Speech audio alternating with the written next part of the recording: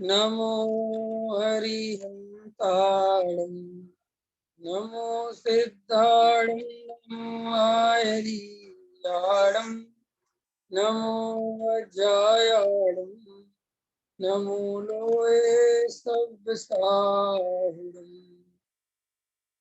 नमः समय साराय स्वानुभूत्या चकासिते चित स्वभावाय भावाय सर्वभावान्तरच्छिदे अनंत धर्मणस्तत्वं पश्यन्ति प्रत्यगात्मना अनेकान्तमयी मूर्ति नित्यमेव प्रकाशिता वन्दितु सर्वसिद्धि द्वयचल मनोभवं गतिं पत्ते मोक्षामि समय पाहुड नड़मोकुद केवली वड़िदम् आत्मज्ञान ही ज्ञान है शेष सभी अज्ञान विश्व शांति का मूल है वीतराग विज्ञान वीतराग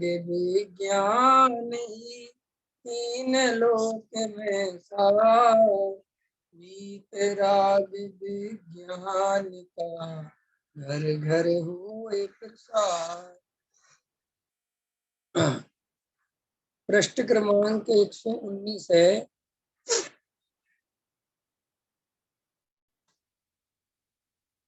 इसमें अपनी चर्चा एक जो द्रव्य दृष्टि जनेश्वर पृष्ठ 183 का कोटेशन यहाँ पर दिया है, उसमें थोड़ी सी अपन ने चर्चा देखी थी।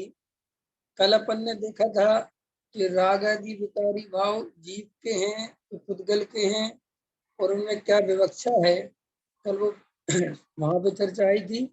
आज इसको वापस अभी थोड़ा सा रह गया है तो पढ़ते हैं।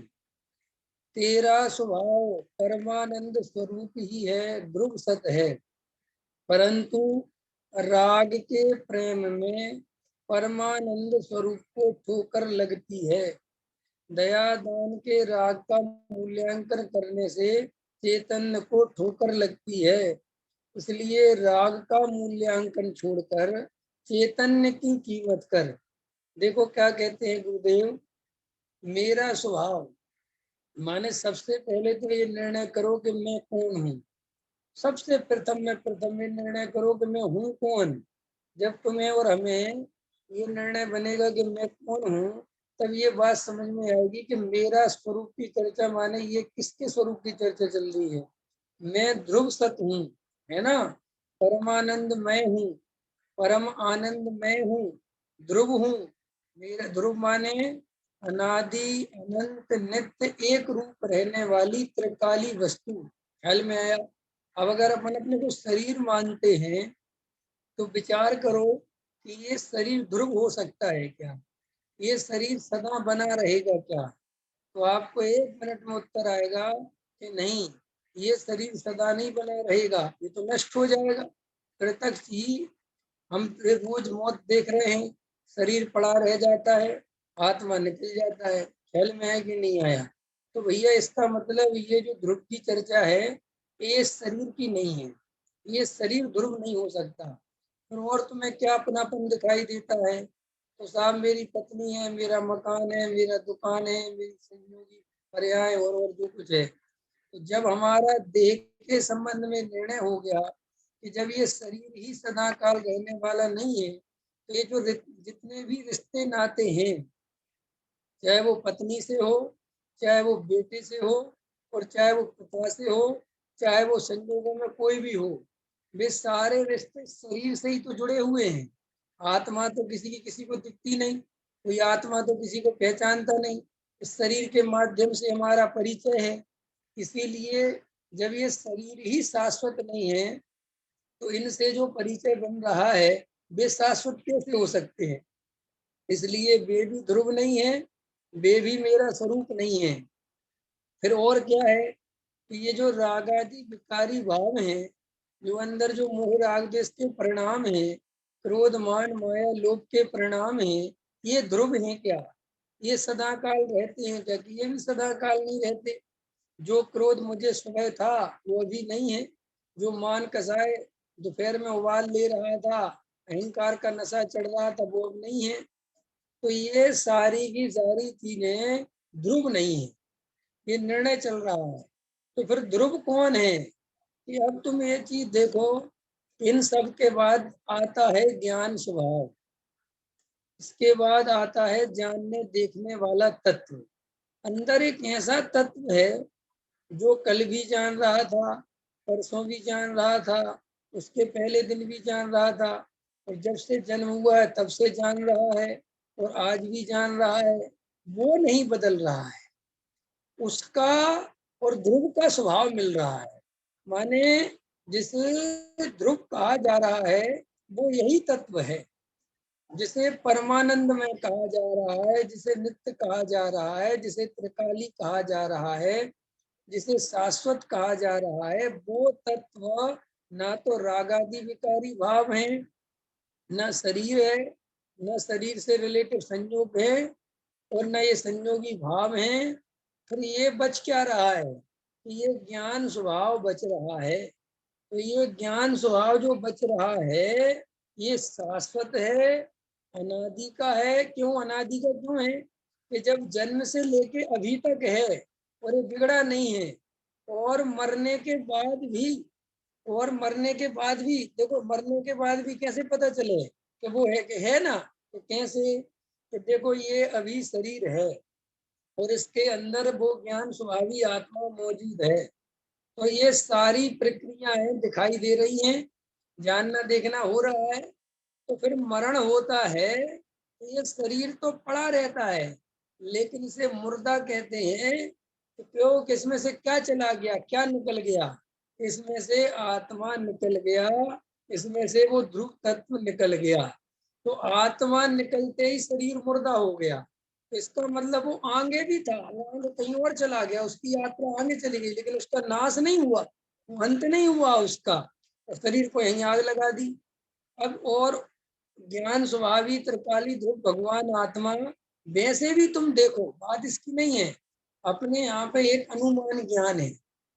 अनुमान ज्ञान जो है वो भी इतना गजब का है, इतना गजब है अनुमान ज्ञान, कि अनुमान ज्ञान से भी हम थोड़ा बहुत अंदाजा लगा सकते हैं कि आत्मा का नाश नहीं हो सकता। अंतर समझ में आया कि नहीं आया? जैसे देखो, आत्मा ज्ञान स्वभावी है, तो लोक में भी देखो, कोई किसी का ज्ञान नहीं छीन सकता। छीन सकता है कोई किसी का ज्ञान? जैसे मुझे बहुत सारा ज्ञान है, तो आप मेरा ज्ञान नहीं छीन सकते। मेरा रुपया पैसा मकान दुकान तो छीन सकते हो, लेकिन ज्ञान नहीं छीन सकते ना।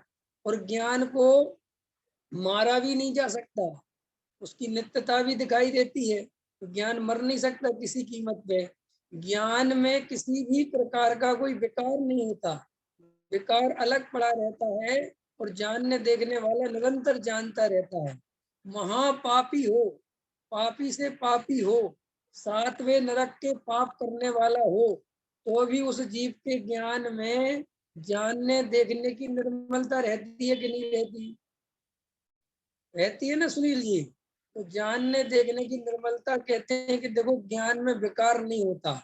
तो अब अपन यहाँ से जो चल रहे हैं कि मैं ध्रुव भगवान आत्मा हूँ, तो ये सारा अपन ने निर्णय किया तर्क से, युक्ति से, विचार से, कि भाई ये शरीर शाश्वत नहीं है, संयोग के शाश्वत होने का कोई मतलब ही नहीं है, और रागादि विकारी भाव भी शाश्वत नहीं है। अब शाश्वत बचा एक त्रिकाली ध्रुव भगवान आत्मा, ज्ञान स्वभाव। अब देखो, अब देखना फिर पासा पलट रहा है कि साहब ऐसा होने पर ये जीव दुखी क्यों है? प्रश्न खड़ा करो कि जब ये जीव शाश्वत है, शुद्ध है, सुख स्वरूप है, परमानंदमय है, ध्रुव है, नित्य है, त्रिकाली है, अखंड है, अभेद है, समझ में है ना, अनंत शक्तियों से भरा पड़ा हुआ है, इसमें कोई दुख का कारण मौजूद ही नहीं है। फिर प्रश्न है कि फिर वह जीव दुखी क्यों है? तो उसका आगे चल रहा है, परंतु तेरा स्वभाव परमानंद स्वरूप ही है, ध्रुव सत्य है, परंतु राग के प्रेम में। किसके प्रेम में? राग के प्रेम में। उद्गल के प्रेम में, संयोगों के प्रेम में शरीर और आत्मा को एक मानने के कारण, ख्याल में है कि नहीं है, परमानंद स्वरूप को ठोकर लगती है। माने परमानंद स्वरूप को ठुकराए चले जाते हैं। ठुकराए चले जाते कि नहीं चले जाते? हम अभी आत्मा हैं। आत्मा है कि शरीर है? आत्मा है। और शरीर तो नहीं है ना, यहाँ शरीर नहीं है। फिर भी सारा जो उपयोग है, जो सारी ताकत है ज्ञान की, दर्शन की, चारित्र की, वीर्य की, वो सारी की सारी शक्ति कहाँ लगा रखी है? वो सारी की सारी शक्ति एक पुद्गल के प्रेम में लगा रखी है। और ठुकराए किसको बैठे हुए हैं? ठुकराना मतलब उसकी उपेक्षा करना, उसकी तरफ नहीं देखना। उस ज्ञायक भगवान आत्मा को ठुकराए बैठे हैं। ठीक है, इसलिए वह आनंद नहीं मिल पा रहा हमें, आनंद स्वरूप। देखो क्या कहते हैं, दया दान के राग का मूल्यांकन करने से चैतन्य को ठोकर लगती है। अब देखो क्या कह रहे गुरुदेव, ये पुण्य पाप की चर्चा आ गई। हम अपना मूल्यांकन कैसे करते हैं बताओ? जो बिल्कुल ही अज्ञानी जीव हैं, जिनको कोई वस्तु स्वरूप की खबर नहीं है, वे तो अपने आकलन, अपना मूल्यांकन जड़ द्रव्यों से करते हैं। किसके पास कितने मकान हैं, कितनी दुकान है, कितना पैसा है, कितनी मोटर गाड़ी घोड़ा है, कितना सोना चांदी है, ख्याल में है कि नहीं आया? बिल्कुल प्योर अज्ञानी जीव जो होते हैं, जिन्हें महामिथ्या दृष्टि समझ लो भाषा में कहें, उनका मूल्यांकन सिर्फ इसी बातों से होता है। इससे ज्यादा कोई मूल्यांकन वे नहीं समझते। अंतर समझ में आया? कई लोग ये कहते हैं कि साहब हमारी लड़की के लिए लड़का चाहिए, साहब वो लड़का है बहुत बढ़िया, बहुत पैसे वाले हैं, वो थोड़ा लड़का जो है ड्रिंक कर, ड्रिंक व्रिंक तो आजकल सब करते हैं, पैसा होना चाहिए। उसका सारा मूल्यांकन क्या दिख रहा है? पैसा होना चाहिए, पैसा होना चाहिए, पैसा होना चाहिए। सारी दुनिया पैसा होना चाहिए, पैसा होना चाहिए। तो एक तरह का तो मूल्यांकन ये करते हैं। पर दूसरे तरह के जो अज्ञानी जीव है, जो थोड़े से धार्मिक रुचि वाले हैं, वे मूल्यांकन जड़ की क्रिया से करते हैं। कौन कितने व्रतशील संयम करता है, किसने कितने उपवास करे, किसने कितनी पूजा करी, किसने कितनी भक्ति करी, वे मूल्यांकन कहाँ से करते हैं? वे सारा का सारा मूल्यांकन यहाँ से करते रहते हैं, उसी काम में लगे रहते हैं। वे दूसरों को भी धर्मात्मा जड़ की क्रिया से मानते हैं और अपने को भी धर्मात्मा जड़ की क्रिया से मानते हैं। देखना गहरी बात। फिर तीसरे नंबर के अज्ञानी आ जाओ कि वे जड़ की क्रिया पे ज्यादा नहीं कहते, वे परिणामों से मूल्यांकन करते हैं। उनके दया दान वृत्ति संयम आदि के परिणाम चलते हैं, स्वभाव चलते हैं तो अपने को बड़ा मानते हैं, और काम क्रोध आदि के भाव चलते हैं तो अपने को हीन मानते हैं। वो इससे ही अपना मूल्यांकन करते रहते हैं। पूज्य गुरुदेव श्री से प्रश्न किया कि सम्यक दर्शन प्राप्त करने के लिए व्यवहार पात्रता क्या है? सुनना प्रश्न, क्या प्रश्न किया? सम्यक दर्शन प्राप्त करने के लिए व्यवहार पात्रता क्या है? तो विवेक जी क्या क्या दिमाग में आ रहा है व्यवहार पात्रता में? सोचो गुरुदेव ने क्या उत्तर दिया होगा। हैं, कुछ आ रहा है बना तो सोचो क्या उत्तर दिया होगा। तुम ऐसा उत्तर दिया गुरुदेव ने तो शायद ही आम आदमी या मोक्षु भी सोच पाए कि उत्तर हो सकता है। गुरुदेव क्या कहते सुनो, व्यवहार पात्रता में क्या लिया? निमित्त से कार्य नहीं होता, ख्याल में है नहीं? रागादि विकारी भाव का कर्ता भोक्ता मैं नहीं हूँ। शुभ राग से धर्म नहीं होता, शुभ भाव मेरा स्वरूप नहीं है, इससे जीव का कोई संबंध नहीं है। ये शुभ भाव भी विकार है, इससे बंद होता है। दया दान आदि पूजा से मेरा कोई संबंध नहीं है, ये सुख का कारण नहीं है। ऐसा निर्णय जिस जीव को हो, वो क्या कहते गुरुदेव, ऐसा जो मानता हो उसको सम्यक दर्शन की व्यवहार पात्रता कहा। समझ में आया कि नहीं आया? जो जीव ऐसा मानते हैं कि राग से भला हो जाएगा, शुभ राग करते करते धर्म हो जाएगा, तो गुरुदेव श्री कहते हैं ऐसे जीवों को तो सम्यक दर्शन भी नहीं हो सकता। ये अपन को समझना चाहिए व्यवहार पात्रता। ये जो व्यवहार पात्रता वाले लोग हैं ना, सम्यक दर्शन की पात्रता, वो उसके अर्थ में कहते हैं कि जिनको अभी ये नहीं ठिकाना, वो ठिकाना नहीं है, ये करते नहीं है, वो करते नहीं है, ये सब पात्रता में डाल देते हैं। गुरुदेव कहते हैं भाई साहब, अगर कोई जीव इतना अंदर भाव रखता है कि दया दान पूजा भक्ति करने चाहिए और ये मेरा कर्तव्य है और निचली भूमिका में तो बहुत आवश्यक है, ये सम्यक दर्शन की अपात्रता हो गई। अभी कितनी कठिन बात है। फिर गुरुदेव ने एक और प्रश्न लिया कि जो ऐसा मानते हैं कि साहब पहले क्रिया सुधारनी चाहिए, पहले शुभराग में उतरना चाहिए, तो वहां पे गुरुदेव कहते हैं कि कई जीव ऐसा मानते हैं कि जब तक पर्याय में राग है तब तक सम्यक दर्शन कैसे हो सकता है। तो गुरुदेव उत्तर देते हैं कि जो जीव ऐसा मानते हैं कि पर्याय में जब तक राग है तब तक सम्यक दर्शन नहीं होता, वे चारित्र गुण और श्रद्धा गुण को एक मान के चलते हैं। उनको ये नहीं पता कि श्रद्धा गुण अपना कार्य अलग करता है और चारित्र गुण अपना अलग कार्य करता है, और चारित्र गुण के विकार से श्रद्धा को कोई फर्क नहीं पड़ता। क्या कह रहे गुरुदेव? फिर उसमें दिया गुरुदेव ने कि जो ऐसा मानेगा कि पहले पर्याय में राग दूर हो तब हम पर्याय सुख से सम्यक दर्शन मानेंगे, तो वो कहते हैं 3 काल में ना तो राग दूर होगा और ना सम्यक दर्शन होगा। और क्या लिखा उन्होंने? ये मान्यता ऐसी है कि पहले सम्यक चारित्र होता है, बाद में सम्यक दर्शन होता है। ख्याल में है कि नहीं है? कितने गजब की खुलासा है ये कि साहब बहुत सारे लोगों को लगता है पहले क्रिया सुधरेगी, पहले परिणाम सुधरेंगे, अभिप्राय तो बाद में सुधरेगा। भैया अगर तुम्हें थोड़ा बहुत भी गुरुदेव पे भरोसा हो या गुरुदेव को मानते हो या ज्ञानियों पे भरोसा हो तो पढ़ो। क्या कहते हैं ज्ञानी? ज्ञानी कहते हैं पहले तत्व निर्णय होना चाहिए, पहले श्रद्धा ऐसी होना चाहिए कि मैं त्रिकाली ध्रुव भगवान आत्मा हूँ, मैं वास्तव में शुद्ध स्वरूप ही हूँ, ये रागादि विकारी भाव मेरा स्वरूप नहीं है, इनका कर्ता धर्ता मैं नहीं हूँ। यही निर्णय चाहिए बार बार बार बार बार बार बार बार बार बार। आज मैं सुबह सर्व शुद्ध ज्ञान अधिकार पढ़ रहा था समय सार का, तो उसमें आचार्य अमृतचंद देव प्रतिक्रमण, प्रत्याख्यान और आलोचना, इन पे इनकी टीका कर रहे हैं, इनको समझा रहे हैं। तो वहां पे ऐसा खुलासा आया, मेरी आत्मा में आनंद आ गया, क्या गजब बात भाई। तो उन्होंने कहा कि प्रतिक्रमण माने क्या? साफ प्रतिक्रमण, जो मैंने पूर्व में कर्म किए हैं, पूर्व में क्या किए, दोष लगाए हैं, जो मैंने पूर्व में रागादि विकारी भाव हुए हैं, वे मेरे मिथ्या हो गए। क्या हो गए सुनील जी? वे मेरे रागादि विकारी भाव मिथ्या हो गए। तो अपन जल्दी बोल देते मिथ्या हो गए, लेकिन वहां पे आचार्य अमृतचंद देव ने मिथ्या हो गए इसका अर्थ किया है। ख्याल में है कि इसका अर्थ क्या है?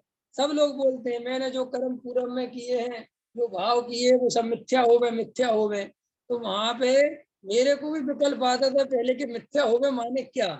तो वहां पर आचार्य अमृतचंद देव कहते हैं मिथ्या हो गए माने जो मेरी पहले ऐसी मान्यता थी उस समय जब वो रागादि विकारी भाव हो रहे थे, ये रागादि विकारी भाव मैंने किए, इनका कर्ता धर्ता मैं हूँ, उनमें जो मेरा एकत्व ममत्व चल रहा था वो सब मिथ्या हो गए, माने वैसा स्वरूप नहीं था। और आज मुझे समझ में आ गया है और मैं उस मान्यता को छोड़ता हूँ कि वे रागादि विकारी भाव मैंने किए थे। समझ में आया कि नहीं आया? मारे इसका अर्थ हमने मिथ्या किया कि वो पूर्व में जो कर्म किए थे वे सब मिथ्या हो गए, माने मैंने नहीं किए थे, अब मैं उनके बारे में ज्यादा विकल्प नहीं करूंगा। ये बात आपको समझ में आई?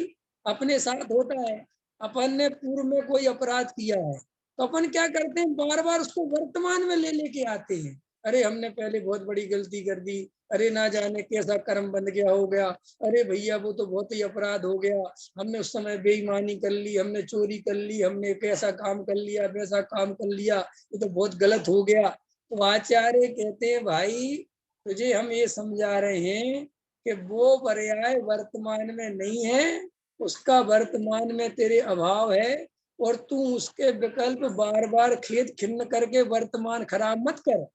जब हम तुझे वर्तमान के राग से भिन्न ज्ञायक समझा रहे हैं, तो भूतकाल के राग से भिन्न तुझे समझना चाहिए कि नहीं समझना चाहिए?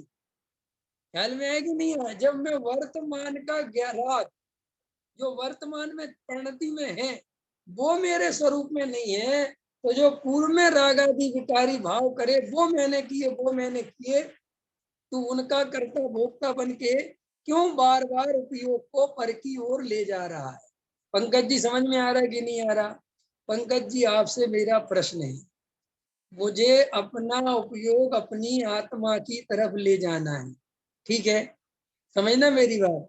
जैसे अपने घर में कोई घटना घट गई, अप्रिय घटना घट गई, अब अप्रिय घटना घट गई और तुम बार बार उसी उसी को याद कर रहे हो, उसी उसी को याद कर रहे हो, फिर रो रहे हो, फिर याद कर रहे हो, फिर रो रहे हो, फिर याद कर रहे हो, फिर रो रहे हो।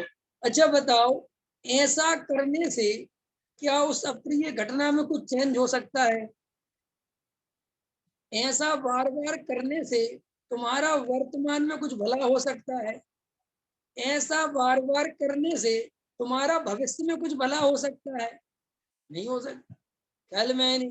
तो तुम्हें दुनिया में लौकिक में क्या समझाया जाता है कि वहां से अपना उपयोग हटाओ, वहां अपना बार बार उपयोग मत लगाओ, बार बार उस बारे में मत सोचो और कहीं और उपयोग लगाओ। ऐसे ही बिल्कुल सेम स्थिति आचार्य भगवंत अपने अंदर ज्ञान भगवान आत्मा के संदर्भ में समझाते हैं कि भाई तुमने जो पूर्व में दोष किए थे, अब तुम बार बार उन्हीं उन्हीं को सोचते रहोगे कि मैंने किए और मुझे फल मिलेगा, मैंने किए, तो तुम आत्मा को कैसे देखो? तो आत्मा को देखना है तो तुम उनसे अपना उपयोग हटाओ। तो उपयोग हटाने का क्या अर्थ है कि भाई वो मैंने नहीं किए, मेरा स्वरूप नहीं है, मैं उससे न्यारा हूँ। देखना फिलोसफी क्या है। लोग कहते साहब ये जो मोक्षु है ये तो बिल्कुल राग आदि को अलग ही कर देते हैं। तो मैं कहता हूँ तुम राग आदि को अपना मानो, राग आदि में एकत्व करते रहो। तो ये बताओ क्या उपाय है कि वे राग आदि फिर तुमसे दूर हो जाएंगे? कैसे होंगे बताओ? जब तुम बार बार उसी में ये राग मैंने किया, ये राग मेरा, मुझे राग को दूर करना है, ऐसी रोज माला फेरोगे। और सुनो सुनील जी, लोग राग को दूर करने का उपाय क्या समझते हैं बताओ? देखो आपको अज्ञान की जड़ें बता रहा हूँ। पहले तो शुभ और अशुभ राग में भेद करते हैं, ये आश्रव तत्व संबंधी भूल है। अशुभ राग को बुरा मानते हैं और अशुभ राग जो परिणति में हुआ उसका फल बुरा मानते हैं और अशुभ राग के फल से डरते हैं और अशुभ राग से बचने के लिए शुभ राग की शरण लेते हैं। भाई समझ गए आप? वहां पे शुद्ध भाव का तो ठिकाना ही नहीं है। वहां पे ऐसा नहीं है कि कोई व्यक्ति तुम्हें ऐसा मिल जाए कि उसने मंदिर में पूजा करी थी और 10 लक्षण में एक आसन करे थे तो वो उनका खेत करता हो, ऐसा है कोई? उनको मिथ्या करना चाहता हूँ है कि वे मिथ्या हो गए। वो तो मिथ्या करने के नाम पे क्या मिथ्या करना चाहता है कि जो अशुभ भाव हुए थे, और अशुभ भाव कौन कौन से सुनीता जी? हिंसा, झूठ, चोरी, कुशील, परिग्रह। और हिंसा, झूठ, चोरी, कुशील, परिग्रह में परिग्रह तो बिल्कुल दमदार है ही नहीं। ख्याल में आया कि नहीं आया? ये 3-4 तरह के पाप हैं, हिंसा, झूठ और चोरी तो अपन करते ही नहीं, है कि नहीं? अपन जैनी भाई चोरी वोरी तो करते नहीं और टैक्स की चोरी को चोरी नहीं मानते। ख्याल में है कि नहीं आया? और बाकी किसी के घर में डाका वाका तो डालते नहीं अपन। अब ले दे के 3 पाप बचे, हिंसा, झूठ और कुशील। तो हिंसा में भी अपन बहुत सावधानियां रख लेते हैं। झूठ अपन उतना बड़ा पाप नहीं मानते, छोटे मोटे झूठ बोलते रहते हैं। थोड़ा बहुत सल लगती है आदमी को तो ले दे के कुशील की, समझे, वो उस पर ज्यादा उसका वो बड़ा पाप दिखाई देता है। जबकि आचार्यों ने कहीं पर भी उसको विशेष अलग से गिनती नहीं कराई कि बहुत बड़ा पाप है, लेकिन वे संस्कृति और संस्कार ऐसे है उसको बड़ा पाप सिद्ध करते हैं। तो उसकी सल लगी रहती बहुत लोगों को। वे समझ लो उम्र बीत गई, अब जवानी में कोई लड़की छेड़ी थी, अब वही बड़ा पाप लग रहा है, अरे वो बड़ा पाप कर दिया था, वो ठीक नहीं उस समय। अब आचार्य कहते हैं कि उसको ही पाप समझ के बैठा है, और उसके अलावा बाकी जो कुछ भी रागादि विकारी भाव है उसकी कोई गिनती नहीं। ख्याल में आया कि नहीं आया? और ऐसा ही अधिकतर लोगों के साथ चलता रहता है। तो वो अशुभ राग और वो शुभ राग, ये दो भेद चल अंदर पड़े हैं। तो ये आश्रव तत्व संबंधी भूल है, ये इसको समझ में तो आती नहीं कि ये यही भूल है मूल में। अब वहां पर अशुभ राग का फल बुरा है, इसलिए अशुभ से बचने के लिए दया दान पूजा भक्ति व्रत शील संयम आदि इनमें अपने को लगा के रखता है और सोचता है कि मैं बच गया। ख्याल में आया? ये जो हमारे जो अभी जितने भी व्यवहारी लोग आलोचना और प्रत्याख्यान और ये पढ़ते हैं ना, ये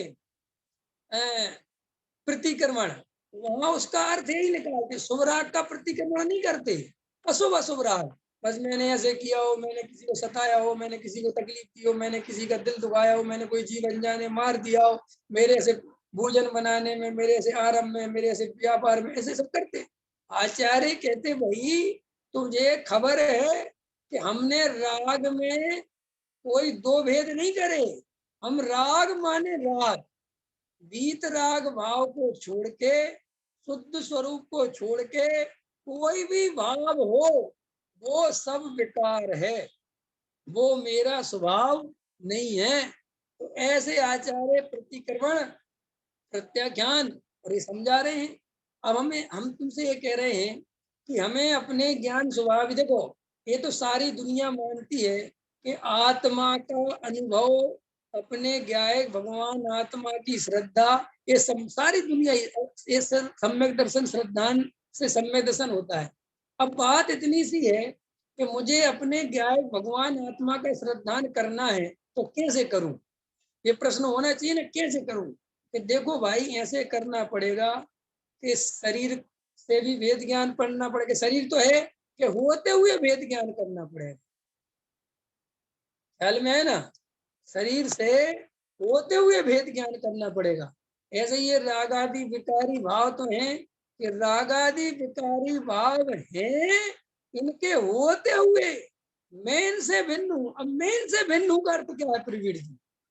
कि अगर तुम रागादि विकारी भावों के कर्ता भोक्ता बने रहोगे और ऐसा मानते रहोगे कि जब तक ये राग है तब तक आत्मा कैसे देखूंगा, अरे भैया पहले राग तो कम कर लूं, बस यहीं जीव फंस जाता है। आचार्य कहते हैं कि अनादि काल से इस जीव ने जब भी रागादि विकारी भावों को नाश करने की सोची, तो ये सीधा रागादि विकारी भावों ही को नाश करने की सोचने लगा। जबकि रागादि विकारी भाव रागादि विकारी भावों के आश्रय से नाश नहीं होते। अंतर समझ में आया कि नहीं आया है? बोलो। हमारी प्रवीण जी आपसे मुझे पीछे छुड़ाना है, नहीं समझ में आया? आपसे मुझे पीछे छुड़ाना, मैं चाहता हूँ प्रवीण से मुझे बातचीत नहीं करनी, इनसे मेरा संबंध खत्म हो जाए, ठीक है? तो संबंध खत्म करने के लिए मुझे रोज फोन करना चाहिए कि प्रवीण जी आपसे मेरा कोई संबंध नहीं है, प्रवीण जी मेरा आपसे कोई संबंध नहीं है। ऐसा मैं रोज फोन करूंगा तो संबंध बनेगा कि मिटेगा? बनेगा। नहीं समझ में आया? मैं आपसे आपके घर जा जाके कहूँ कि आज के बाद मुझे आपके घर नहीं आना है, मैं बस यही कहने के लिए आपके घर आया हूँ, मुझे आज के बाद आपके घर नहीं आना है, मैं यही कहने के लिए आपके घर आया हूँ, तो क्या होगा इससे? बोलो बोलो।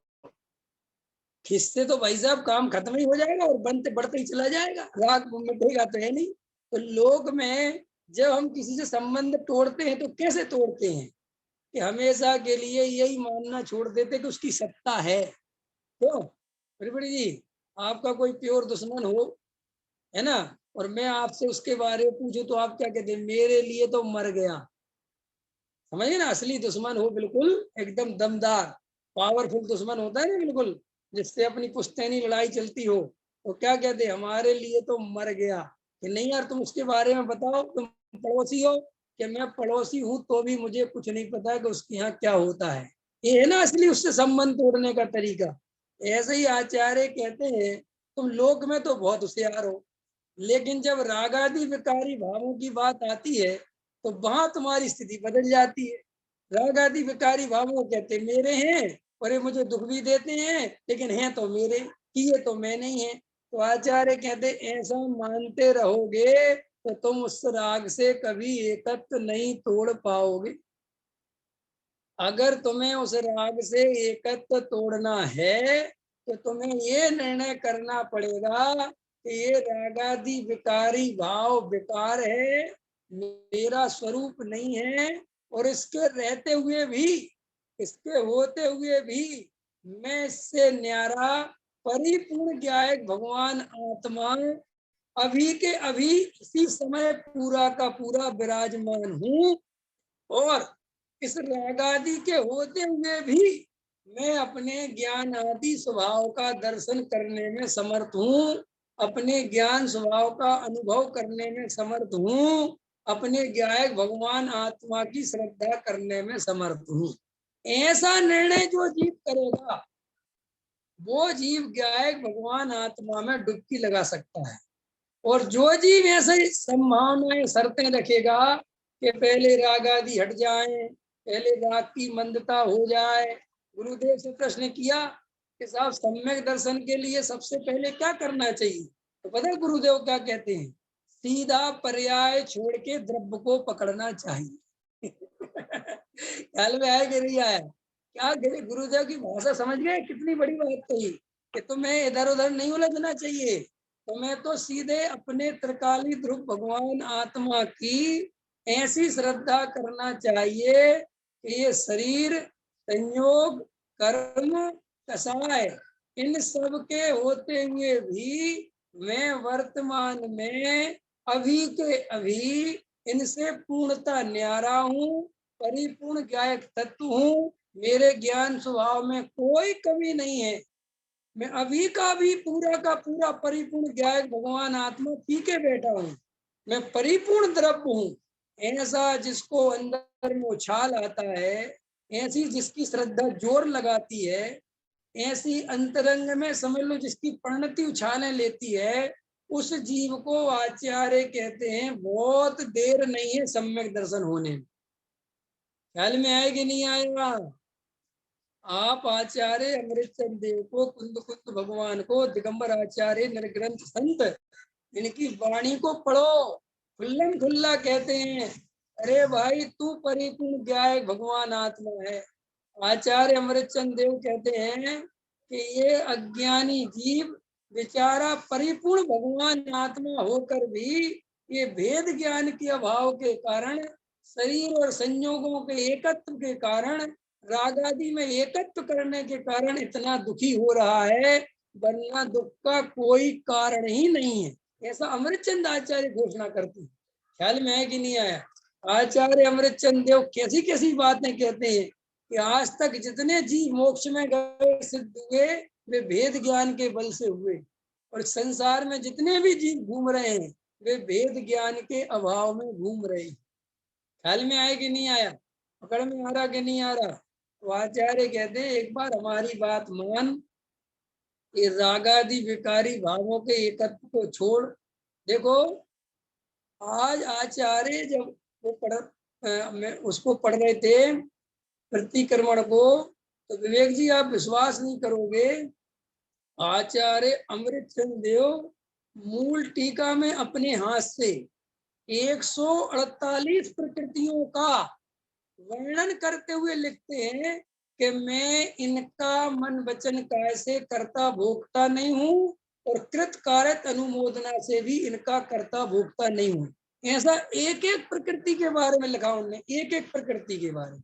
समझ में आती है कि समझ रहे हो कि श्रुत ज्ञानावरण, मति ज्ञानावरण, चक्षु दर्शन, अचक्षु दर्शन के जो कर्मों के भेद है ना, 8 कर्म और 8 कर्मों की जो प्रकृतियां 148, तो एक एक प्रकृति का मन वचन काय से और कृत कायत अनुमोदना से मैं करता नहीं, मैं भोगता नहीं, मेरा एकत्व नहीं, मेरा ममत्व नहीं, ऐसा वहां पर पूरा 148 कर्म प्रकृतियों से आचार्य अमृतचंद देव भेद ज्ञान कराते हैं।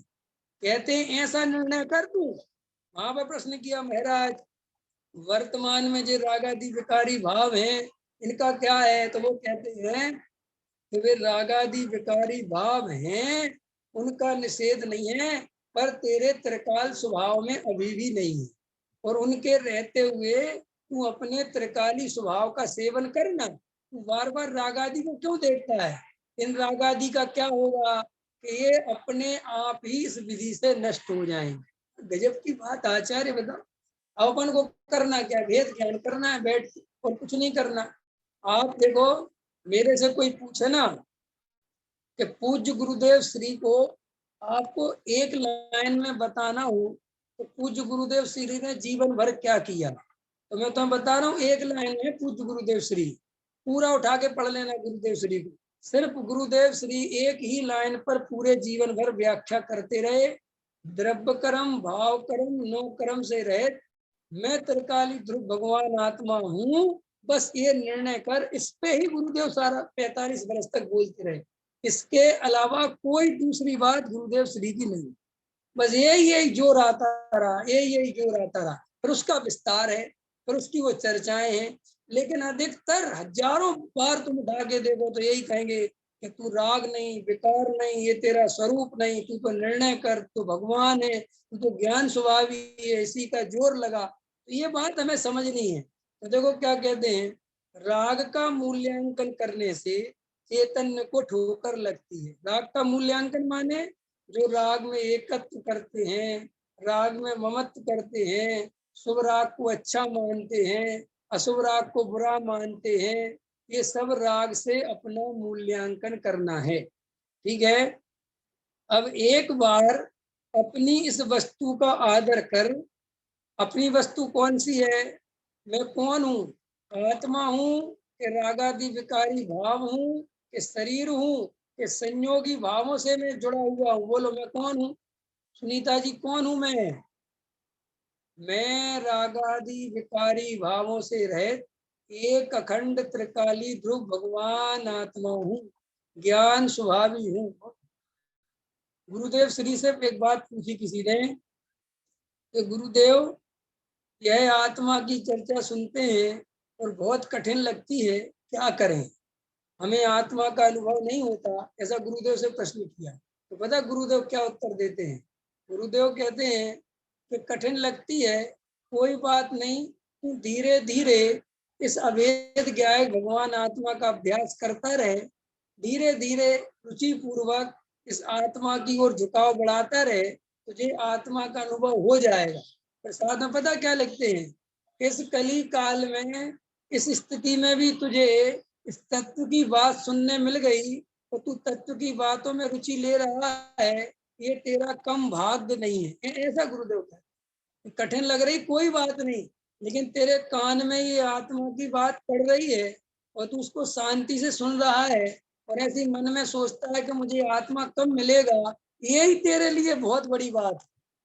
न सारी दुनिया तो पैसा कब मिलेगा, ये कब मिलेगा, ये कब मिलेगा, इसी में लगे हुए। तू कम से कम मन में सोचता तो है कि मुझे आत्मानुभव कब होगा, मुझे अपने स्वरूप के दर्शन कब होंगे। तो गुरुदेव श्री कहते हैं तू ऐसे ही धीरे धीरे उस त्रिकाली ध्रुव का अभ्यास कर, तुझे आत्मा निश्चित ही मिले। इसलिए देखो भाई, अपनी वस्तु का एक बार आदर करो, एक बार अपने को आत्मा मानो। इन शरीर का कर्ता धर्ता मैं नहीं हूँ, शरीर रूप में नहीं हूँ, शरीर की अवस्थाएं मेरी अवस्थाएं नहीं है, रागादि विकारी भाव मेरा कर्तव्य नहीं है, मेरा स्वरूप नहीं है, मेरी संपदा नहीं है। ये राग तो अपराध है, पुद्गल का लक्ष्य करने से उत्पन्न होता है। ये पुद्गल का लक्ष्य नहीं करना, अपने जीव राजा का लक्ष्य करना, अपनी वस्तु का लक्ष्य करना है, ये उसका आदर करना है।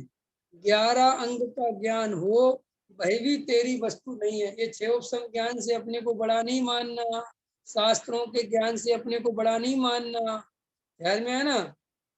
तो बाहर की कौन वस्तु तेरी होगी? क्या कह रहे हैं कि जब ये 6 उपसम ज्ञान ये अपना नहीं है तो बाहर के धन स्त्री पुत्र शरीर संयोग कैसे अपने होंगे?